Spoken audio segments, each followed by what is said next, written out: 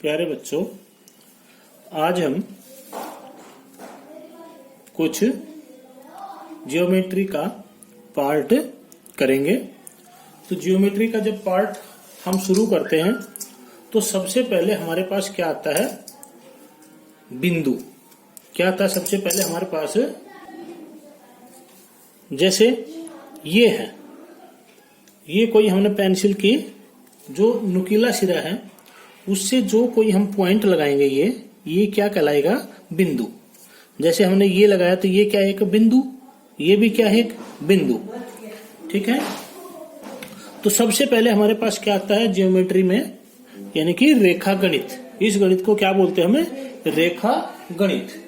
तो ये हमारे पास सबसे पहले क्या आया? एक बिंदु आता है। क्या आता है? एक बिंदु।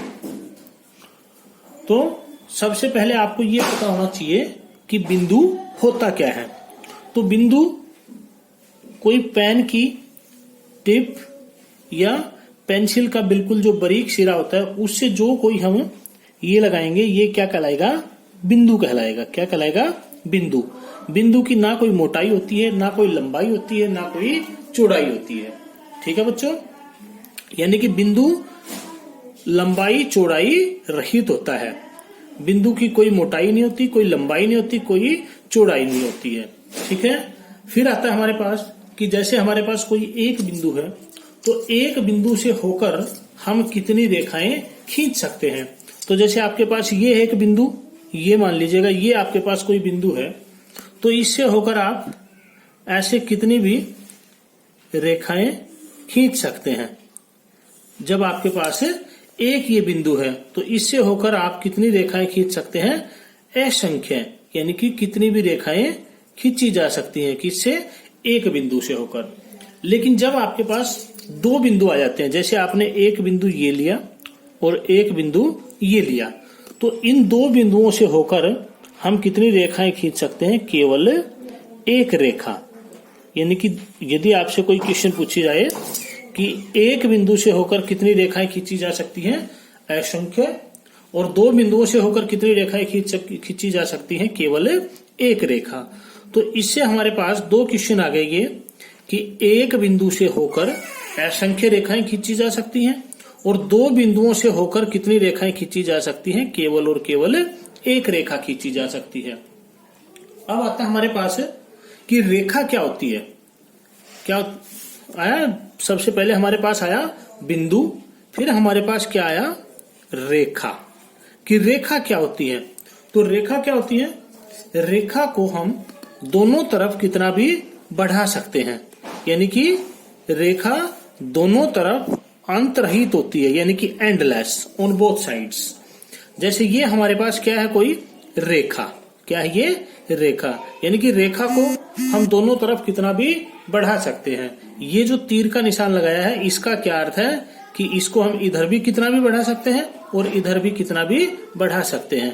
तो रेखा क्या है? रेखा को हम दोनों तरफ कितना भी बढ़ा सकते हैं, यानी कि इसकी असीमित लंबाई होती है। इसकी लंबाई असीमित होती है। जैसे इधर भी तीर का निशान है तो कितना भी लंबा बढ़ा सकते हैं, इधर भी तीर का निशान है तो इधर भी कितना भी लंबा बढ़ा सकते हैं। तो इस तरह से रेखा क्या हो जाएगी आपके पास है कि रेखा को दोनों तरफ कितना भी बढ़ाया जा सकता है, यानी कि रेखा क्या होती है? दोनों तरफ अंत रहित होती है।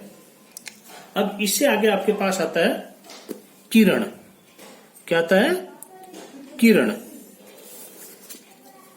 ये जैसे आपके पास कोई बिंदु है और इधर ये आपको एरो मार्क मिलेगा, तो इसका जैसे नाम दे दिया हमने ए बी। तो ये क्या हमारे पास है? किरण। तो किरण की क्या पहचान होती है?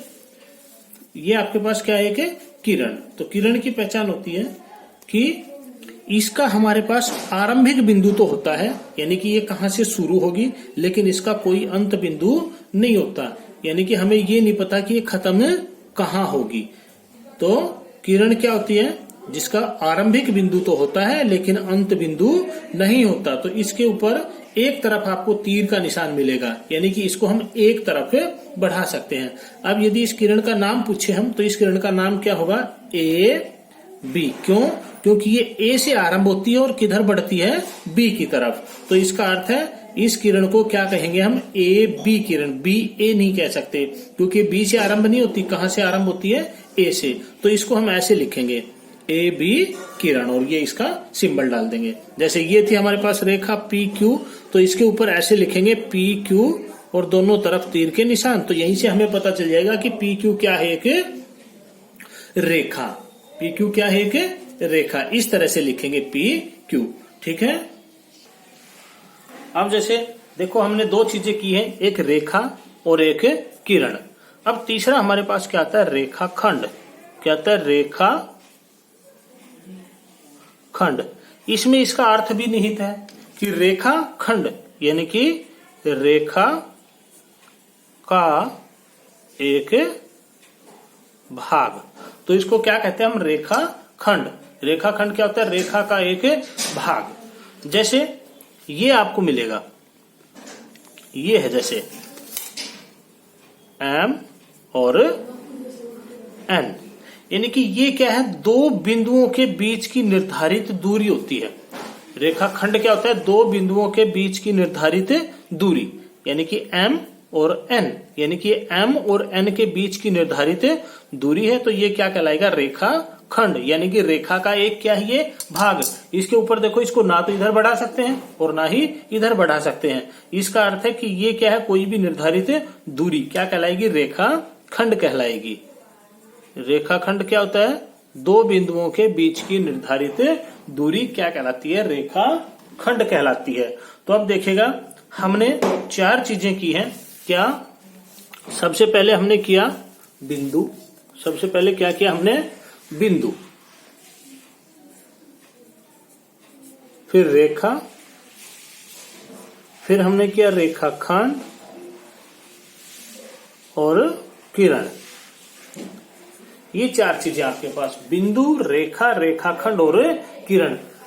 जो आपकी ज्यामिति है वो इन चारों के ऊपर निर्धारित होती है, बिंदु, रेखा, रेखाखंड और किरण। जो आपकी ज्यामिति है वो इन सब से मिलकर बनेगी। किससे, बिंदु।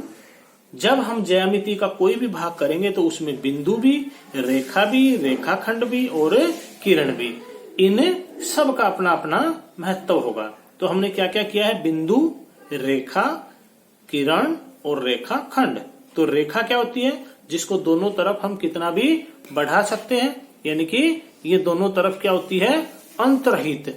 क्या होती है, दोनों तरफ अंतरहित होती है रेखा। रेखा को हम इधर भी कितना भी बढ़ा सकते हैं और इधर भी कितना भी बढ़ा सकते हैं, यानी कि जिसके ऊपर दोनों तरफ तीर का निशान होगा वो क्या कहलाएगी, रेखा कहलाएगी। फिर जैसे आती है हमारे पास किरण, तो किरण का आरंभिक बिंदु होता है लेकिन अंत बिंदु नहीं होता। यानी कि ये तो पता हमें कि आरंभ यहां से होती है लेकिन अंत इसका कहाँ होगा, इसके बारे में कोई पता नहीं है। जैसे इसके लिए हम लेते हैं जो किरण है, किरण के लिए एक उदाहरण लेते हैं हम, किसका, जो आपकी टॉर्च होती है। क्या होती है, टॉर्च, यानी कि टॉर्च की लाइट। जब हम टॉर्च की लाइट मारते हैं या जलाते हैं टॉर्च की लाइट को, तो हम देखते हैं कि हमें ये पता है कि रोशनी यहां से आरंभ होती है, लेकिन ये नहीं पता कि खत्म कहाँ जाकर होगी। तो किरण किसकी तरह काम करती है, जैसे आपकी टॉर्च की लाइट काम करती है, उसी तरह से किरण होती है कि ये आरंभ तो यहां से होती है लेकिन इसका अंत बिंदु नहीं होता। तो वो क्या कहलाती है, किरण कहलाती है। फिर आता है आपके पास रेखा खंड। रेखा खंड क्या होता है, दो बिंदुओं के बीच की निर्धारित दूरी। जैसे आपको दिया जाए कि 5 सेंटीमीटर का एक रेखाखंड खींचो, 10 सेंटीमीटर का एक रेखाखंड खींचो, तो ये क्या कहलाएगा आपके पास, रेखा खंड। तो इस तरह से आपने ये चार भाग किए हैं, बिंदु, रेखा, रेखाखंड और किरण। तो इनसे मिलकर क्या बनेगी आपकी ज्यामिति।